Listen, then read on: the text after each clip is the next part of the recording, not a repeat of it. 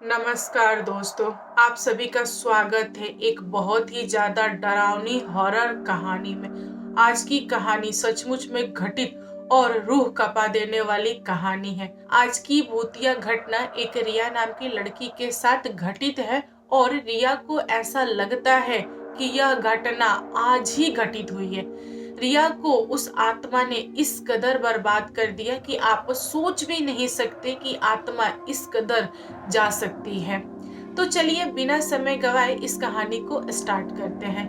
कहानी सुनाने से पहले मैं आप लोगों से एक छोटा सा रिक्वेस्ट कर रही हूँ। गाइस प्लीज मुझे सब्सक्राइब कीजिए। बहुत सारे लोग क्या करते हैं कि पूरा का पूरा वीडियो देख लेते हैं बट मुझे सब्सक्राइब नहीं करते हैं। सब्सक्राइब कीजिएगा तो इसी टाइप के बहुत सारे हॉरर डरावनी कहानी मैं आपके साथ शेयर करूंगी। यूपी के एक छोटे से गांव में रिया नाम की लड़की रहती थी अपने फैमिली के साथ।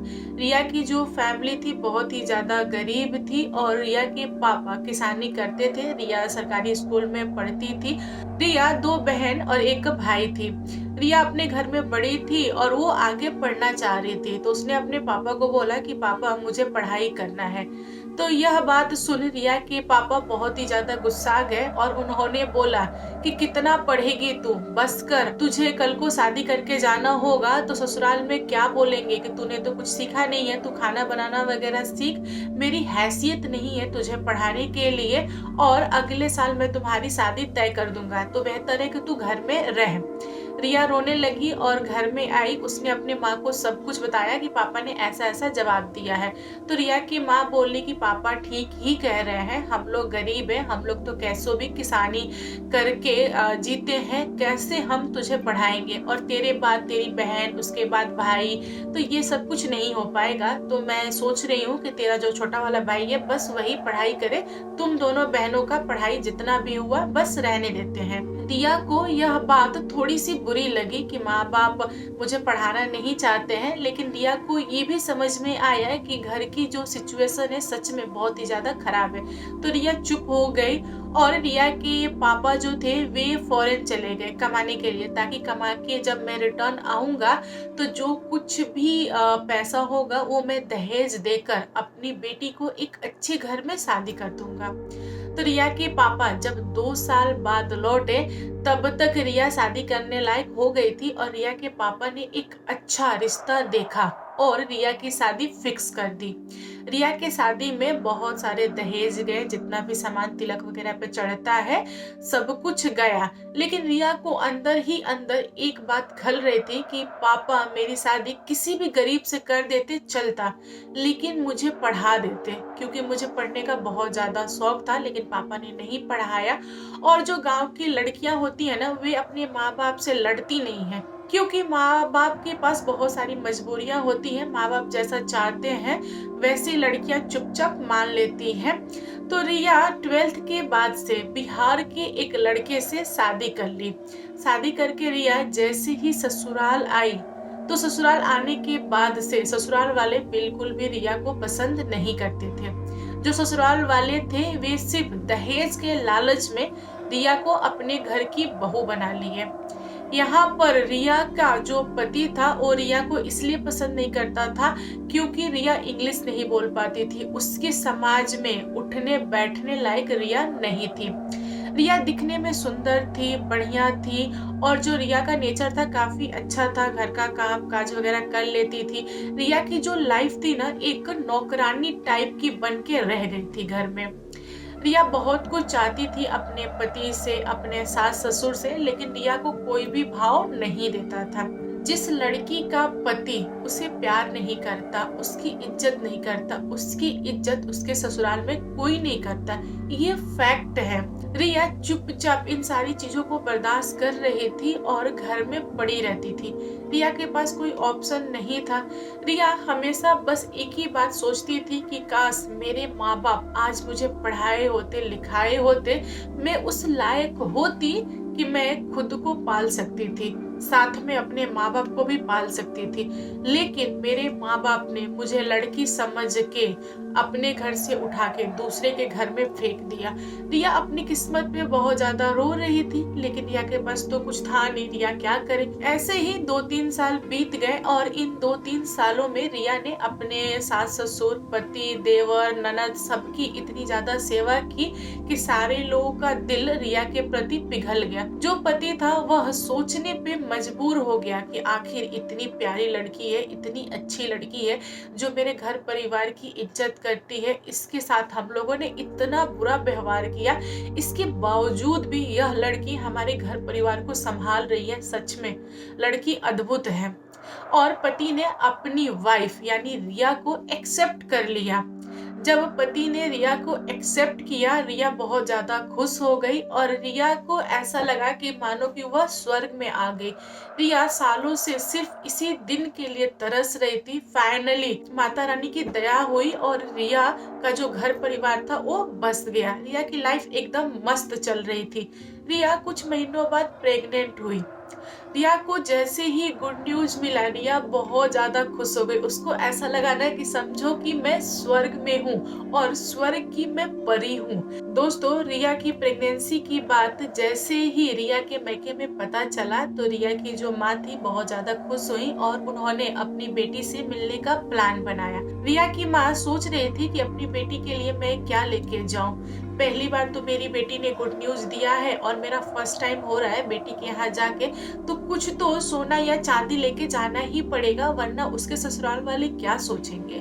तो रिया के माँ ने सुनार के दुकान पर जाकर रिया के लिए एक छोटू सा चांदी का गणपति जी का लॉकेट बनवाया और अपनी बेटी के ससुराल आकर बेटी को काले धागे में लगाकर वह मूर्ति पहना दी और रिया को बोली कि तुम इस मूर्ति को कभी भी अपने गले से मत उतारना, बप्पा तुम्हारा और तुम्हारे बेबी का रक्षा करेगा।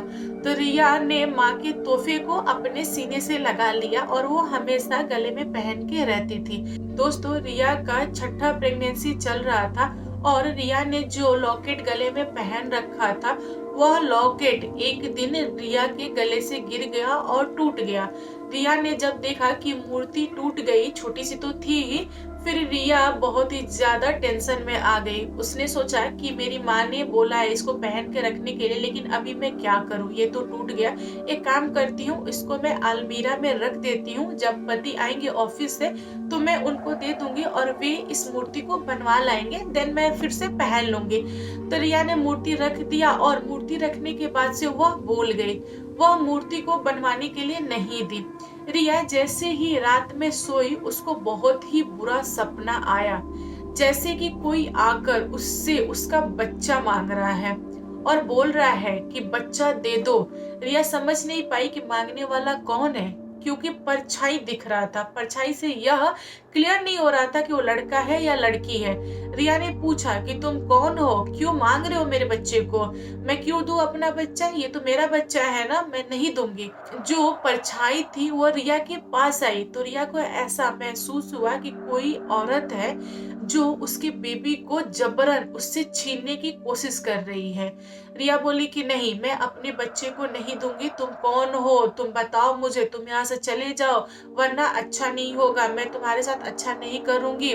रिया में और उस परछाई में बहुत ज्यादा लड़ाई स्टार्ट हो गई। रिया ने भी उस परछाई को मारने की कोशिश की, लेकिन जो परछाई थी वो हंसने लगी। जब रिया परछाई के पास जाती थी तो जो परछाई थी बहुत दूर हो जाती थी।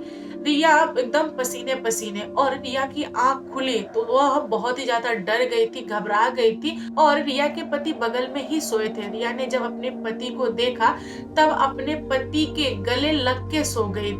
रिया का जो पति था उसको भी लगा कि रिया ने बहुत ही बुरा सपना देखा है, इसलिए घबराई हुई है, पूरे पसीने पसीने में है, तो वह रिया को ऐसे सहलाते हुए, ठोकते हुए और सुला दिया। रिया ने रात में इतने बुरे सपने देखे थे कि सुबह उसको बस यही दिल दिमाग में चल रहा था कि ये क्या हो रहा था मेरे साथ, आखिर वो कौन था, क्यों कर रहा था ऐसा। रिया को भी लगा कि यह बुरा सपना है, वह बुरा सपना समझ के भूलने की कोशिश कर रही थी। अगली रात वो औरत दोबारा आई और रिया के छाती पर बैठ गई और बोली कि आज मैं तुमको नहीं छोड़ूंगी, ये बच्चा मैं लेके जाऊंगी, मतलब लेके जाऊंगी। रिया ने फिर सवाल किया कि आखिर तुम क्यों मेरा पीछा कर रही हो, तुम कौन हो, क्यों चाहिए तुमको बच्चा।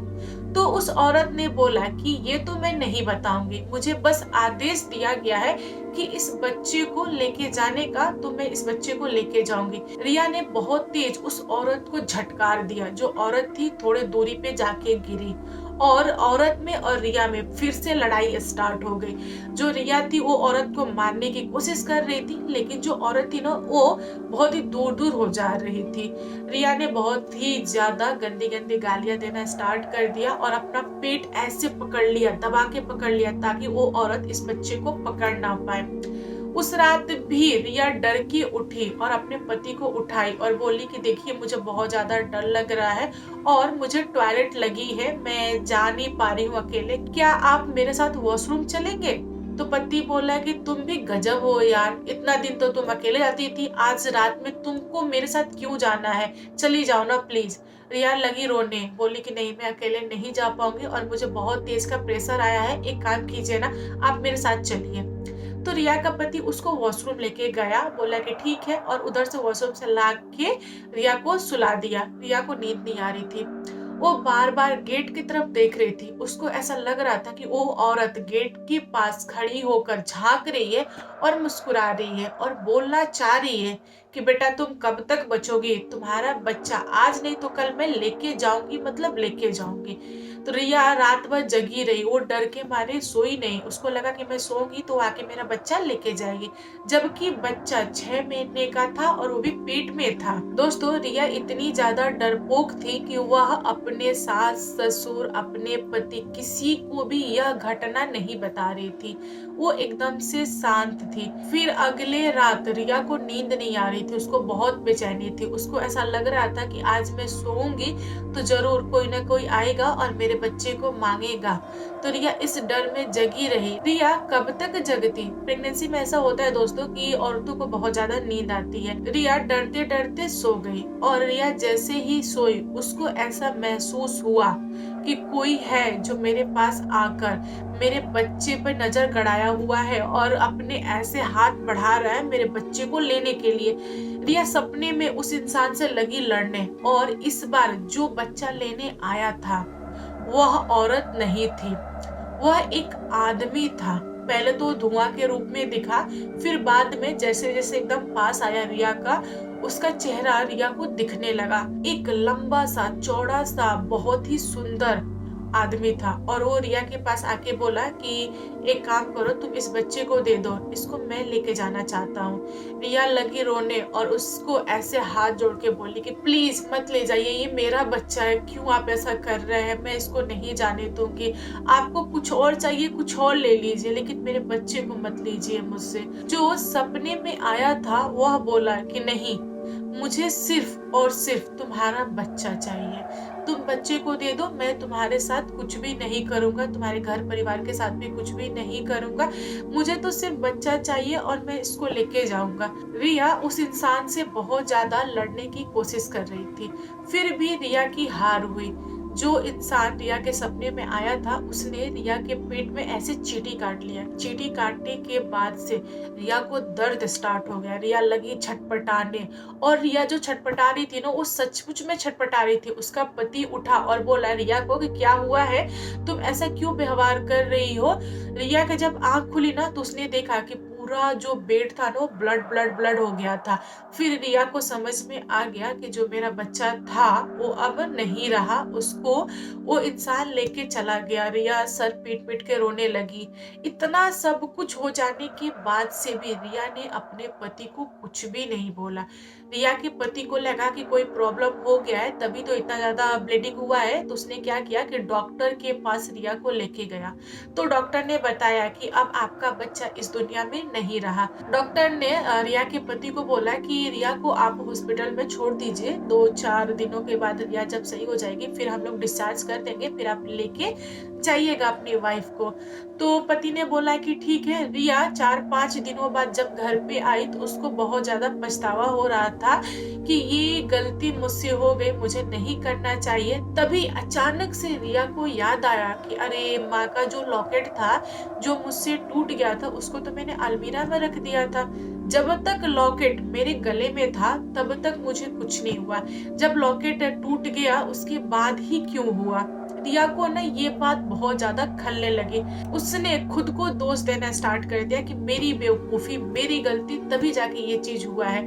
दोस्तों ऐसे ही कुछ महीने बीत गए और रिया दोबारा प्रेग्नेंट हुई। रिया को फिर से खुशी हुआ कि वो दोबारा माँ बनने वाली है। और जो रिया की सासू माँ थी उन्होंने बोल दिया था कि देखो ये गुड न्यूज हम बाहर वालों को नहीं बताएंगे जब तक बच्चा हो नहीं जाता, क्योंकि लोगों की नजर लग जा रही है, इसलिए हमारे घर में ऐसा ऐसा कांड हो रहा है। तो रिया बोली कि ठीक है माँ, जैसा आप कहें वैसा ही होगा। रिया ने इस गुड न्यूज को किसी से भी शेयर नहीं किया। इस बार रिया 2 महीने की प्रेग्नेंट थी और रिया को बिल्कुल भी सपने नहीं आ रहे थे। रिया खुश थी और रिया को बिल्कुल भी याद नहीं था कि उसको लॉकेट सही करवा के पहनना था। रिया तो लॉकेट के बारे में भूल ही गई थी। ठीक 2 महीने बाद रिया को एक दिन सपने में एक औरत दिखाई दी और वो औरत आके बच्चा मांग रही थी। दूसरी बार सपने में जो औरत दिखाई दी वो वही औरत थी जो फर्स्ट टाइम सपने में आई थी। रिया ने उस औरत को देख के फिर से छटपटाने लगी, वो पसीने पसीने हो गई और वो सपने में ही उस औरत से बहुत लड़ने लगी, गाली देने लगी, रे तू तू करने लगी। उसने बोला कि इस बार कुछ भी हो जाएगा, मैं अपना बच्चा नहीं दूंगी, चाहे मुझे दुनिया क्यों ना छोड़ना पड़े, फिर भी मैं अपना बच्चा तुझे तो बिल्कुल भी नहीं दूंगी। और वो औरत हंसने लगी और उसने बोला कि मैं भी देखती हूँ कि तू अपना बच्चा मुझे कैसे नहीं देती है। मैं तो लेने आई हूँ, मैं लेके जाऊंगी, अगर तू मुझे नहीं देगी तो कोई बात नहीं, मेरा बच्चा आके तेरा बच्चा ले जाएगा। यहाँ पर रिया को झटका लगा। उसने बोला तेरा बच्चा? तो औरत बोली कि हाँ, मेरा बेटा ही तो था जो तुझसे बच्चा छीन के ले गया, तुझको क्या लगता है कि तुझे वो छोड़ देगा? नहीं, उसने मुझे भेजा है इस बच्चे को लेने के लिए, अगर तू नहीं देगी तो आएगा। यहाँ पर रिया डरी और डर के मारे उसने आंख खोला। जब उसकी आंख खुली तो उसने देखा कि उसका पति आराम से सो रहा है। उसको लगा कि सपना था, लेकिन रिया को यह टेंशन हो रहा था कि सेम औरत कैसे बार बार सपने में दिख सकती है, और इस बार उसने तो मुझे धमका दिया है कि उसका बेटा आएगा मेरा बच्चा लेने के लिए। तो रिया को नींद नहीं आई, रिया रात भर जगी रही। रिया कोशिश करने लगी कि मैं दिन में सो जाया करूंगी और रात में जगा करूंगी, क्योंकि रात में मैं सो रही हूँ तो मुझे बुरे सपने आ रहे हैं और जो बुरे सपने आ रहे हैं वो सच हो जा रहे हैं। तो रिया दिन में सोने के बावजूद भी आधी रात जब होती थी ना, वो किसी न किसी बहाने से सो जाती थी। उसको याद नहीं रहता था कि वो कैसे सो गई। वो तो पूरा का पूरा कोशिश करती थी जगने का, फिर भी सो जाती थी। जब वो सोती थी तो सपने में वही औरत आती थी, लड़ना झगड़ना सेम चीज होता था।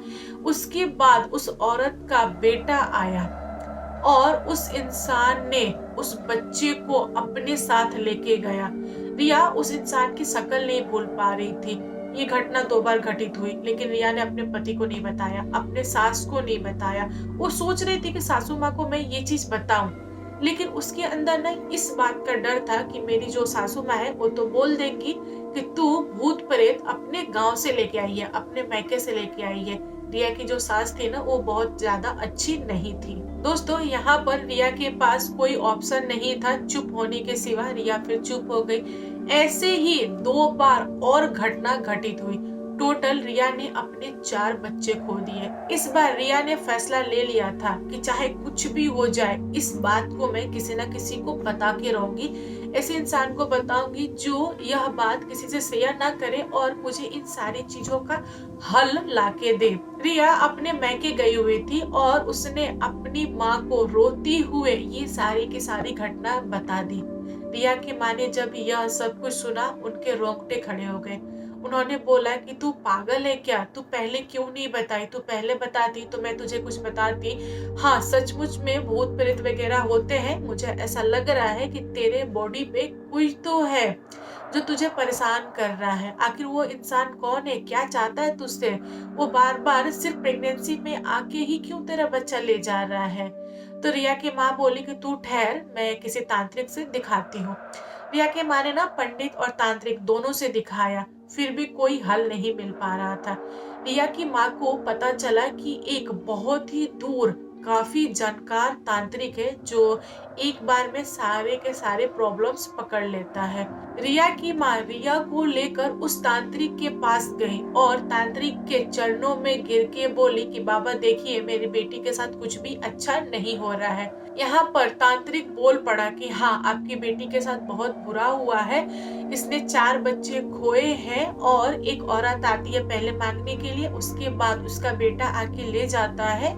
ये सब कुछ मुझे पता है। तो यहाँ पे रिया और रिया के माँ दोनों लोगों को झटका लगा कि बिना बताए उस तांत्रिक ने कैसे सब कुछ सही सही बता दिया। यहाँ पे रिया रोने लगी और बोली कि बाबा, मैं दुनिया छोड़ दूंगी अगर मेरे साथ ये बार बार होगा। मुझसे ये बर्दाश्त नहीं हो रहा है, मुझे बहुत तकलीफ हो रहा है, मैं बहुत प्रॉब्लम में हूँ, आप इसका हल दीजिए। तो उस तांत्रिक ने बोला कि बेटा तुम घबराओ नहीं, जो होना था वो तो तुम्हारे साथ हो गया है। अब मैं जो बोलता हूँ तुम वो करो।